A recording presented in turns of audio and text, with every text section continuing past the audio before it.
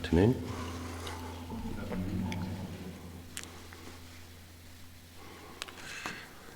Dear Ajahn, if our mind is unwholesome during meditation, can it be the case that we are transferring demerit to beings when we share merit?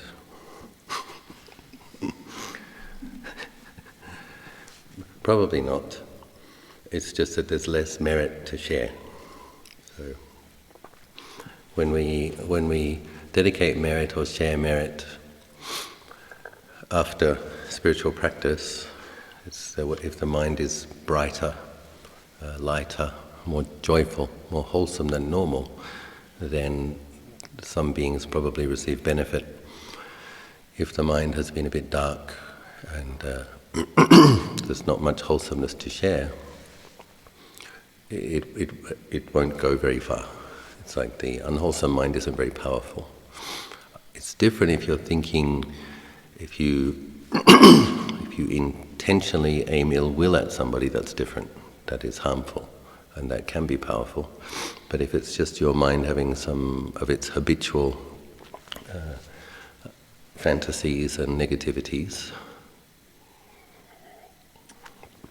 the thought of wanting to transfer merit is actually wholesome. So it's a wholesome thought at the end of a difficult session. So I don't think it's a demerit. There's perhaps not much merit to share on some occasions. Dear Ajahn, how can we tell the difference between dispassion and indifference? So with dispassion, there is some peacefulness. There is sobriety. Dispassion is kind of like a waking up from the habitual grasping. It's like when we have perceived things as attractive or pleasant or desirable in the past, and we see that there's a lot of dukkha bound up with the things that we have craved for. There's a sobering quality. So real dispassion has a coolness and calmness. Indifference is a kind of I would say it's a more low energy. There's not much brightness to indifference. So, a dispassion can be really centering, actually. Dispassion can be a helpful emotion in as much as it gets us to our sitting cushion. It's like when we notice that the outside world doesn't offer much in way of real refuge, real joy, real hope, and then we begin to look more inwardly. What is worth pursuing? And I think the Buddha says, I can't remember exactly the sutta, but when someone faces serious suffering, there's two things can occur. Either they go crazy, or they develop faith and spiritual practice when the suffering is really heavy suffering. So, yes, dispassion is cool, wholesome. Yeah, and it's the wonderful thing about meditation practice is that when you come to your sit, and if some dispassion is present, you sharpen the mindfulness on knowing the feelings of the breath. You can bring more clarity to the situation. There isn't just the dispassion, there is also the awareness that knows it.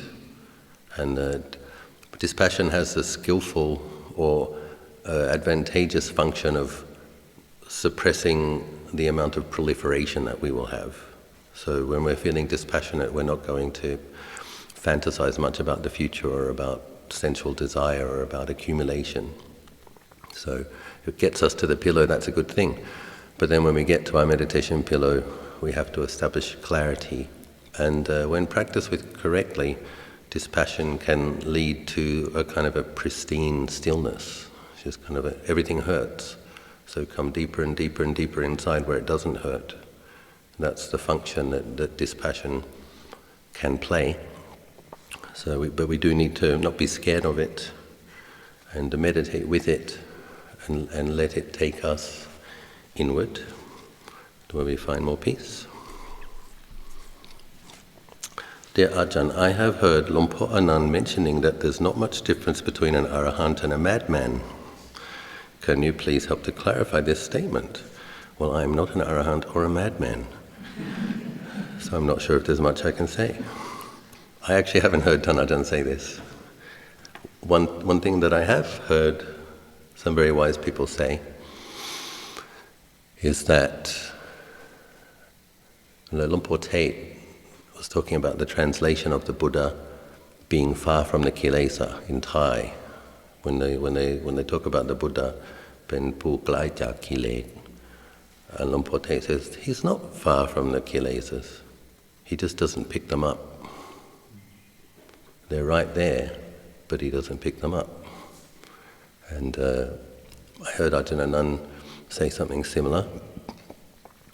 One laywoman was asking him if his mind was still affected by the kilesas, and he said,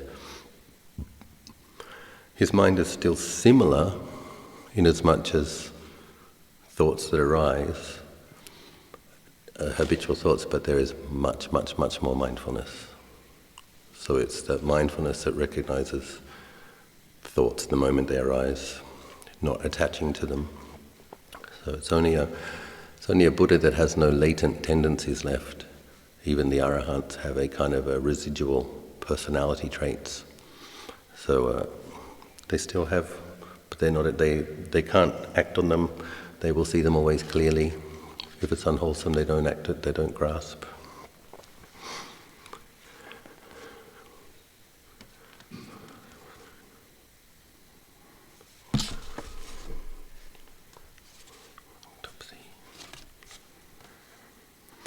Hello Ajahn, can you give the long-form explanation of the 12 links of dependent origination? No. How do we apply this teaching to the practice? So, I do have faith in the Paticcasamuppada. I've chanted it at the Bodhi tree many times, but I don't think for the ordinary practitioner that it's really possible to notice the way that Sankhara creates consciousness. I don't think it's something we can see. I have asked Ajahn Anan, when you've got those 12 links, some of them are very subtle, and which one creates the becoming, and how that one creates the consciousness, all these things. So, in terms of understanding it basically, one thing we can see is sense contact, feeling, and craving, and how that gives rise to a birth and an aging and a death of a mind state. So I prefer to explain it in the condensed, abbreviated form that we can actually notice. So, pleasant sound, you like it, pleasant mind state that stays for some time and ceases. Unpleasant sound, you don't like it, unpleasant mind state stays for some time and ceases. You can see these little births, aging and deaths. Ideally with mindfulness, we're not going to allow the consciousness to be swayed too much into delighting and not delighting. Lumpur Cha said about contemplating Paticcasamuppada, two things I heard he said actually.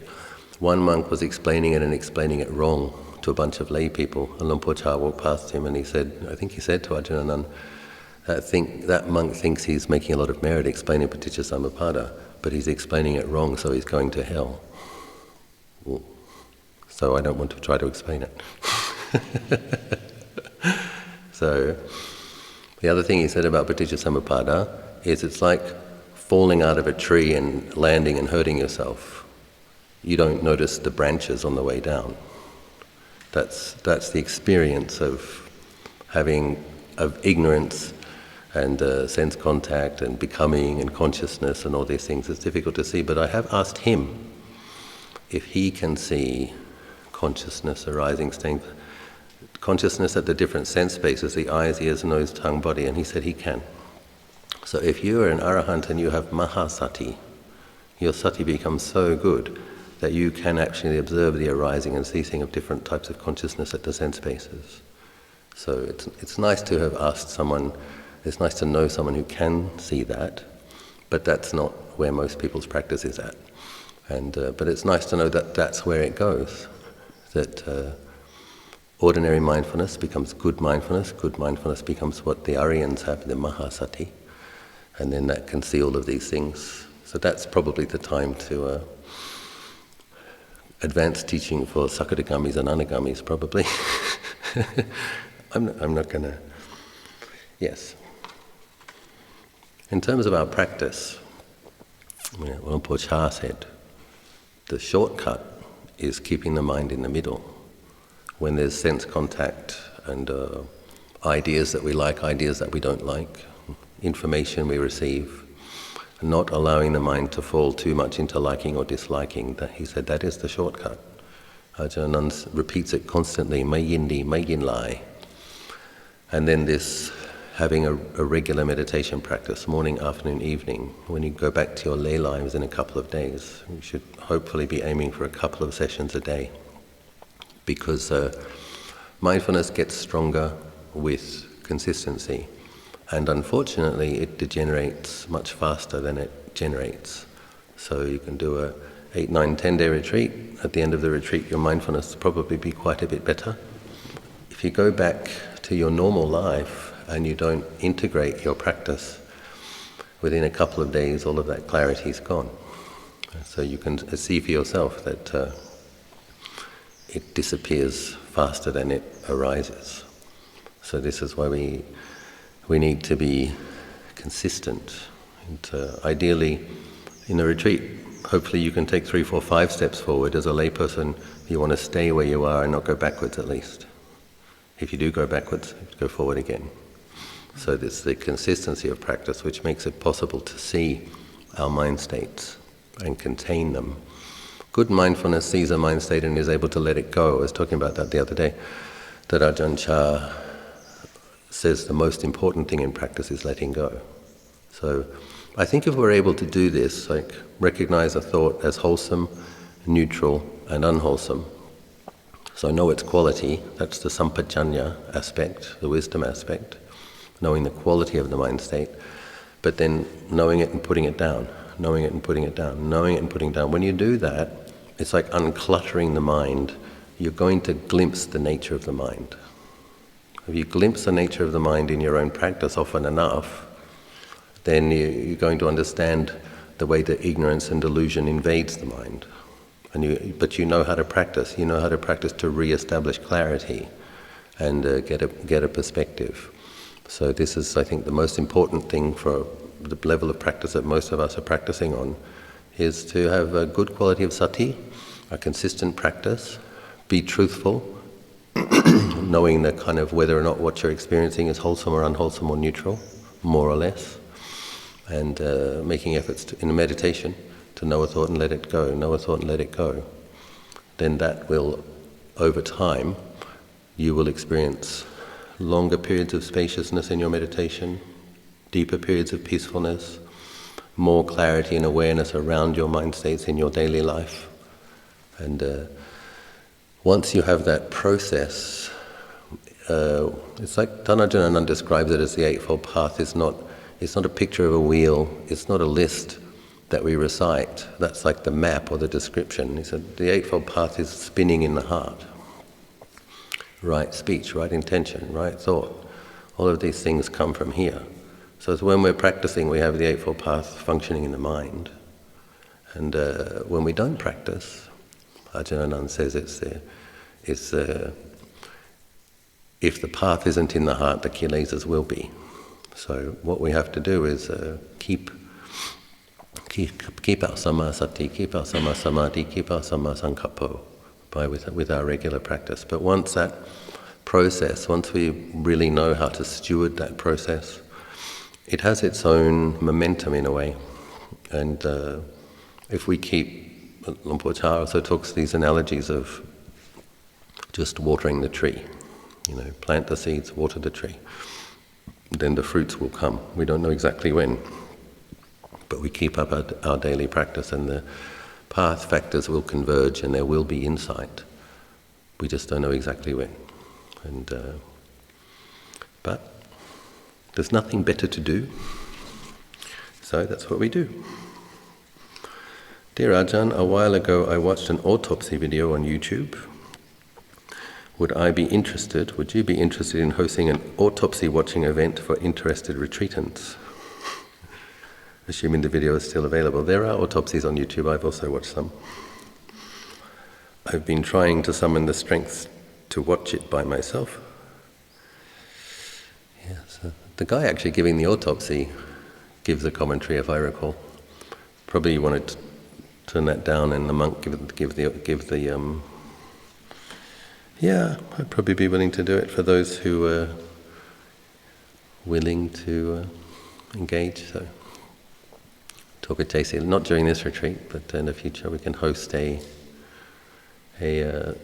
maybe we could do it after the Q&A one night or something if people wanted to do it. So, it is good practice. I mean, the Buddha said that monks should live for periods of time in charnel grounds. Now, a charnel ground in ancient India was a place where, poor bodies of beggars or paupers would just be dropped, and wealthy people would be burnt and have the sandalwood and all of that stuff. But the charnel ground was a place for, in Thailand as well. In Thailand, traditionally there was a certain type of death where they wouldn't burn the corpse. Normally in Thailand they burn corpses. But if somebody had an inauspicious death, they didn't. I think the belief was they were pretty sure there would be a ghost, and they wanted the ghost to hang around near the body. Thais are very scared of ghosts. And it's something, if you're not Thai, you can't quite understand it. Perhaps the Chinese people understand it, because they also seem scared of ghosts. Like, even if somebody had a normal death and got burnt at the monastery, there was this tradition to decorate your house so that it looked unrecognizable, so that if your beloved relative had died, they wouldn't be able to find their way back to the house if they were a ghost, which is not very nice, is it? But it's very Thai. Like, they do invite the monks, they do the chanting, they do make the offerings, they do dedicate the merit, but if you are a ghost, go away. It's like... And I guess, these cultures, I think they saw them. I mentioned the other day the old ladies at Wat Nanachat, some of them could see the ghosts at Wat Nanachat. So these agrarian people who thought less, who think less, and if they really believe in these things, then they can see them, some of them at least. So some of these practices will have come from experience. But why Lord Buddha recommended for the bhikkhus and bhikkhunis to go and stay in the charnel ground is they would have seen bodies decomposing, and to take that as their meditation object, and come and see it change day by day, because in the charnel ground practice it starts with a fresh corpse, then a bloated corpse, then a corpse that has been gnawed at by dogs and jackals and birds, and then blood-smeared bones, and then eventually just the bones scattered. So people would come and be able to see corpses in stages of degeneration and really commit that to memory, and then go and meditate on that, many of them liberating their minds through doing so. So in the last century, from what I can gather, the arahants, the people who successfully became arahants, the body contemplation was a serious part of their practice, possibly with the exception of Luang Por Liam. But from what I know of Luang Por Ajahn Dan, Ajahn Biek, Ajahn Anan, they all were doing serious death impermanence and body contemplation. Luang Por Man, Luang Por Mahabua. So I think if people have really amazing samadhi, as many of the monks in the time of the Buddha did, they could take some of these more subtle objects. Like, apparently it is possible to become a stream enterer or enlightened by using metta jhana as the object. But the insight is that the mind absorbs into metta, experiences the metta, then the mind comes out of metta, and the mindfulness with clear comprehension is noticing the birth, the aging, and the death of the metta state, of the jhanic state. It's possible, if you have really good mindfulness and really good samadhi, that you can take such a lovely practice as metta as your base for liberation. It seems that as the longer we get away from the Buddha, that people need to combine their wisdom, their actual yoniso manasikara, their wise reflection and contemplation, with their samadhi and their sati. So it's like using all of those factors of the Eightfold Path, the right thought, the right concentration, the right mindfulness. And so contemplating the nature of the body, the elements of the body, the parts of the body has been a big part of the beings who liberated themselves practice. And so this is why some people might be wondering why watch an autopsy. And this is why, because you actually get to see what a skull looks like, what a brain looks like, what a heart looks like. And sometimes when we come to do our own practice, we have to visualize our own lungs or our own kidney or our own, get a sense for the blood flowing around in the body. It is helpful. But it does need to be, I think it's a skillful request to ask a monk to help people focus in doing that practice, because the mind is a tricky thing, and like some people, there can be kind of like a sadistic fascination with death and corpses. Some people even have sex with corpses. I don't really understand it, but it does happen. And so when there still is greed and hatred and ignorance in the mind, when contemplating these things, we do have to be clear with what our intention is, and we do have to maintain our mindfulness while we're observing it, and focus in right ways. As I mentioned the other day, I think I've seen at least 20 autopsies, and the first couple it was just kind of overwhelming, a bit of a mess. Couldn't really recollect much afterwards, although it did give rise to dispassion. But in future autopsies I made a point to focus on one body part, and that was really helpful, because now I can remember the blood from one occasion, now I can remember the bones from another occasion, I can remember the brain from another occasion, and I can actually recollect those images, and that is helpful. So, yes. Anybody interested in having a guided autopsy? A couple of people. My faith types, they want to chant the Heart Sutra and the Da Bei Jo and a pilgrimage to Kuan Yin Island. They don't want to see corpses.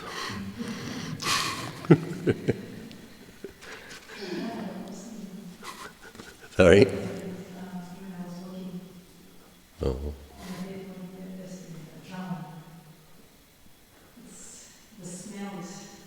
Yes. Yeah, you will remember the smell for sure. Dear Ajahn, can you please tell us about a difficult time in your practice and how you got through it? Oh, which one? 27 years. I have to try to think of something that's relevant and helpful to you people. Well, my very first retreat, the Goenka Vipassana retreat, I had so much pain in my body. Because as an Australian from that generation, we didn't sit on the floor. We sit on sofas and beanbags or lie on the carpet. So sitting on the floor for 12 hours a day, it's just pain in the shoulders, pain in the knees, pain in the lower back, and early mornings every day. And that was difficult. I would say at that point in my life, that was the most difficult thing I'd done. At 21. How did I get through it? How I got through it isn't inspiring.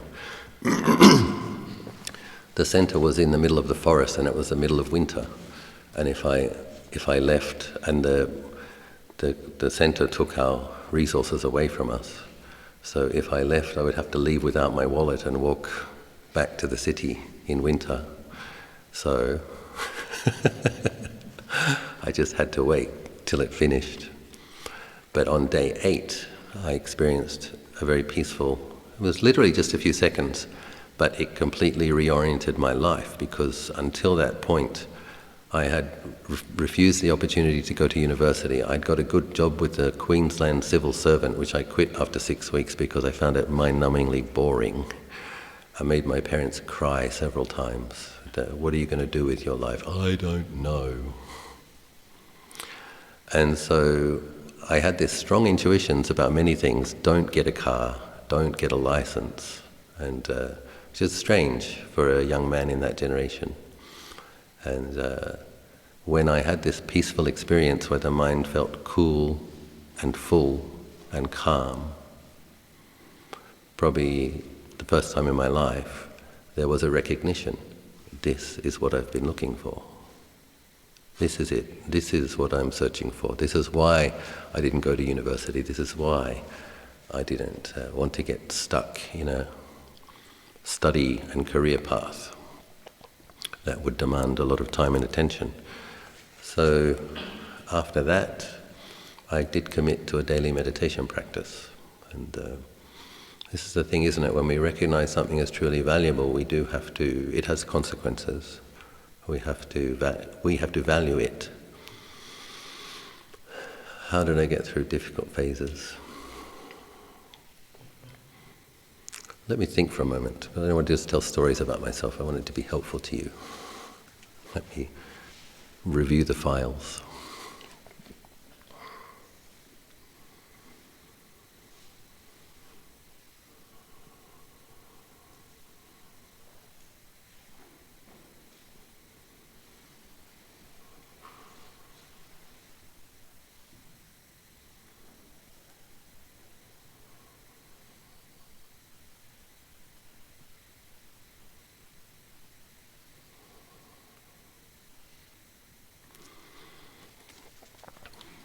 When I was a novice at Untitled Chapter 28 years ago, there was a morning chanting, morning sitting, arms round, cleaning the sala, sweeping leaves in the afternoon, and evening chanting and evening meditation. And the monks, the abbots, kept referring to the training. And I remember after a year not really feeling like I knew what the training was yet. And I think it was coming from this kind of Western academic intellectual approach, like I needed someone to be explaining a lot of things to me all the time. And so I was not sure about continuing at Untitled Chapter.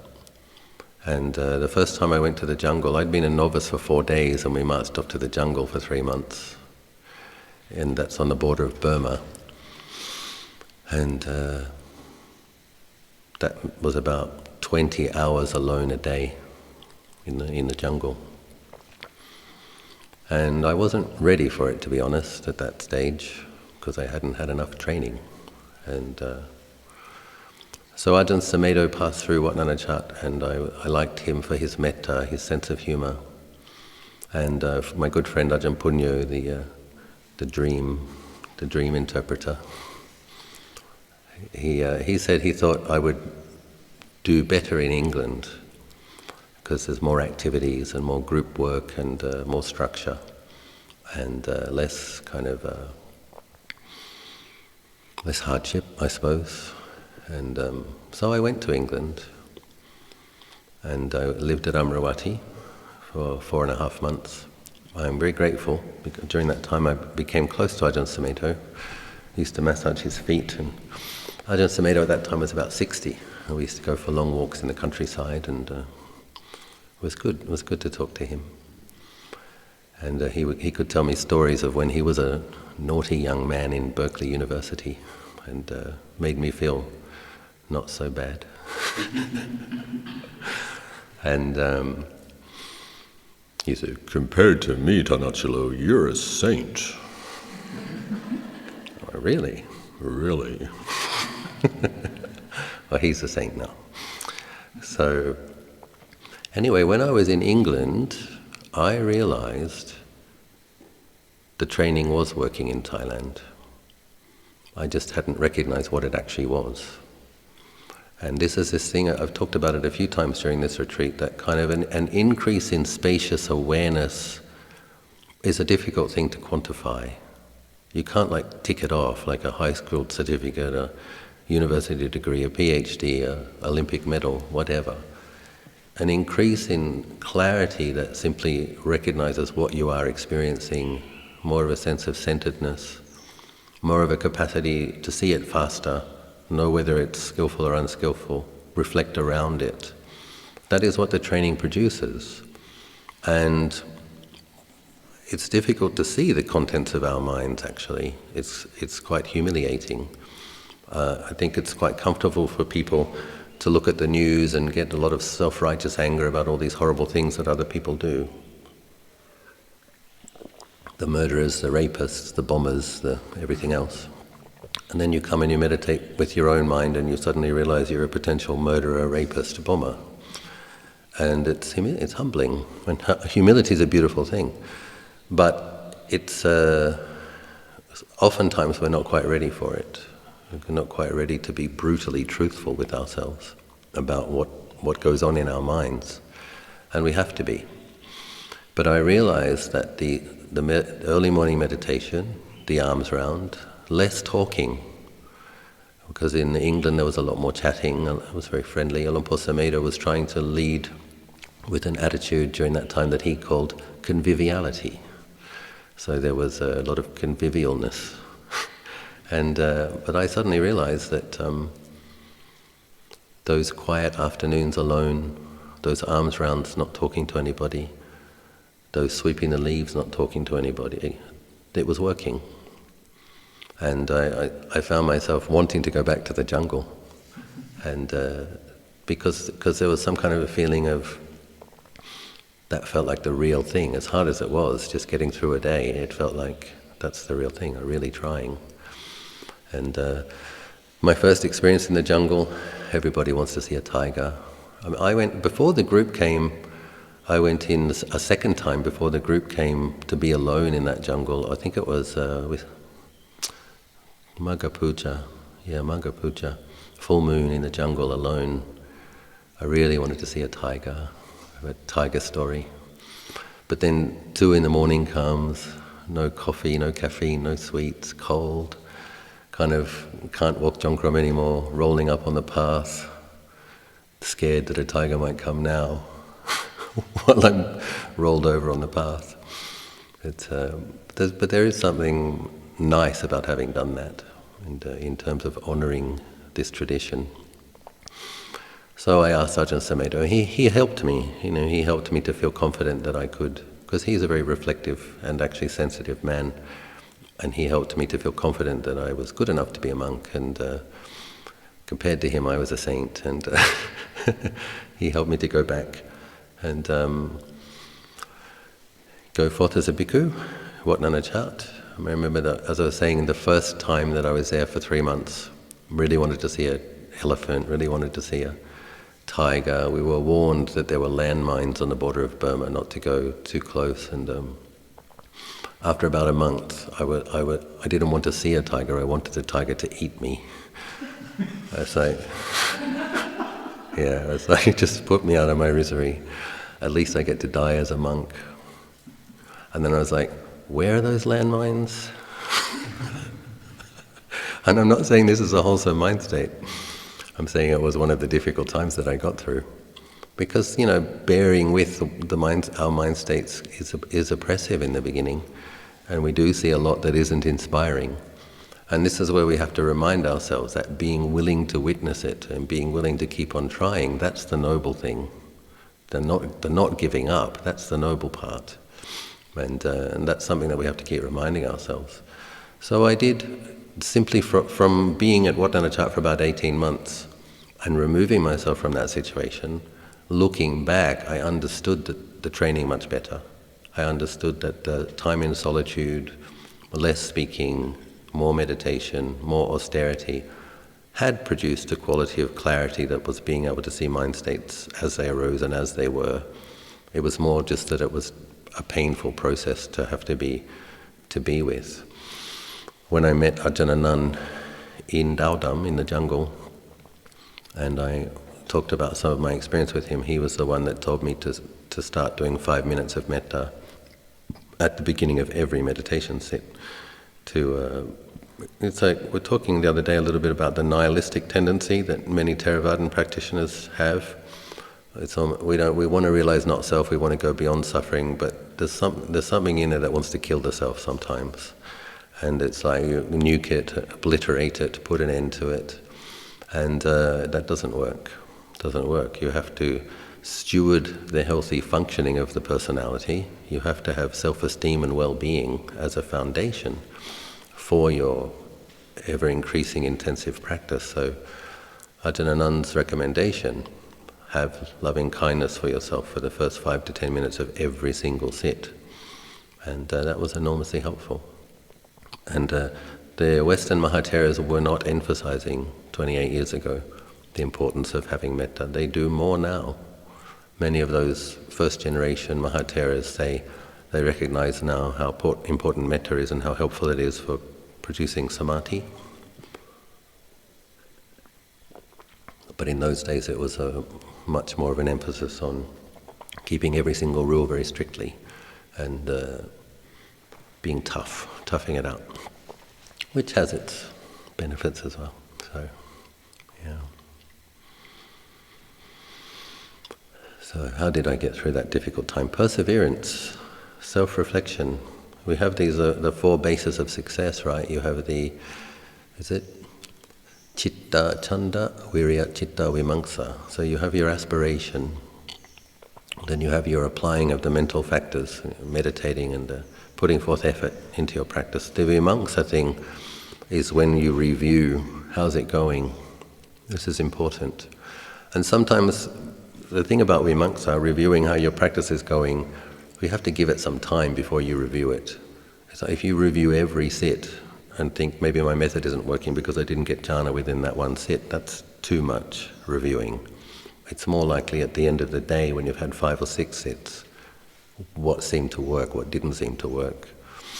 At the end of a year, is there a growth in wholesome qualities, a decreasing in unwholesome qualities? How's it going?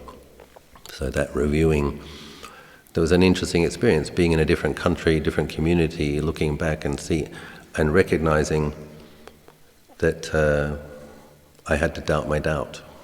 This is one of the things about the doubt hindrance and how it affects the mind. I went to Amaravati as a novice and I had to decide if I was going to become a bhikkhu. And I kept having doubts. I couldn't make the doubts go away. I just didn't know if I could keep all of those rules. It's a lot of rules. So we have this tradition where you sew your own robes. And so I sewed my robes, lower robe, upper robe, outer robe. And I decided to put them on the shelf. When I came into my room, there was a shelf that I would see. And I was going to ask myself every time I came into my room, do you want to be a monk? Do you want to be a bhikkhu? And so doubts would come and go, but I would open the door and I'd look at those robes and I'd ask myself, do you want to be a bhikkhu? And the answer every time was yes, yes, yes. And so there was a very interesting thing that although that made it clear for me that I could see that I really wanted to be, and that doubts would persist. This is something that we need to learn about doubts. You can't just not have them. It's one of the 5 hindrances. It will be with us for a long time. And then there's the practice of doubting the doubt, trusting your conviction. So in the course of our practice, we have to develop various skillful means of how we overcome our doubts, how we overcome our difficulties, and keep on trying. And it doesn't always look inspiring. So having to go to another country and then kind of coming back, no, I actually like it here better. It's a little bit embarrassing in some respects. But if you look at it in a different way, it's like studying broadly under different teachers in different contexts, learning what I had most confidence in and then committing to that. That's okay, it's a good thing. So, in the course of our practice, we must be humiliated and humbled.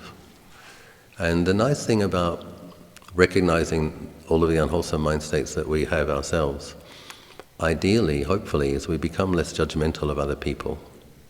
And we realize, yeah, okay, this is what happens when that kilesa isn't kept in check. This is what happens when that hindrance overcomes the mind. We are humble. We recognize that under certain circumstances we may behave that way ourselves.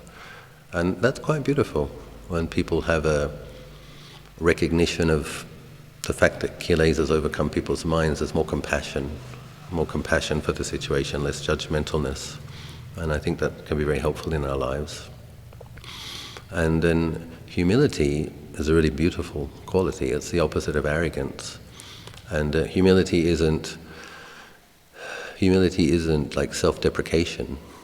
It's not like insulting yourself or being mean to yourself. It's just a genuine recognition of what your weaknesses are. And I think there's a very strong link to knowing your weaknesses and knowing your strengths. If you know what your weakness is, you may also know what your strength is. There's a link between healthy confidence and healthy humility. And when we truthfully know where we are, then we're able to work on that. We're able to work at that level to improve ourselves. And it's a very noble thing when people recognize a fault and cultivate antidotes and work hard to overcome it, recognize a weakness and work hard to strengthen them, then things get better and better for ourselves and those around us. So it's noble, this practice, and I appreciate all of your efforts. I hope something I said is helpful. You're about 3/4 through now, more than 2/3, huh? So please appreciate the momentum that you have going. And it's a bit like some people, one Zen master described deepening in Dharma as being a bit like walking through the mist. You don't realize until you get back home that you're wet. It kind of sinks in. You probably won't realize how sensitive your minds are now, because you're all doing this together, day after day. Every single meditation that you do now is potent. When you reflect wisely now, it'll be going in deeper than normal. When you cultivate your metta, it'll probably be more powerful than normal. When you really try to observe the arising state for some time of cessation, there's a good chance of developing true insight. So please keep up the momentum, keep up the effort, and try not to talk too much. Got a good momentum, try to protect that sacred practice space, which is such a rare opportunity, and keep practicing. Okay.